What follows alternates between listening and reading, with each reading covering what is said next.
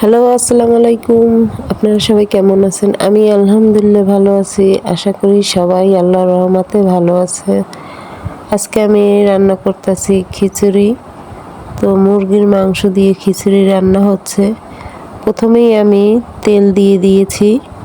তারপর একটু 1 চামচ গুঁড়া মরিচ, 1 চামচ হলুদের গুঁড়া, তারপর স্বাদ মতো লবণ আর পেঁয়াজ, আদা, রসুন এগুলো সব ব্লেন্ডার করা ছিল, তো এই 4 চামচ দিয়েছি।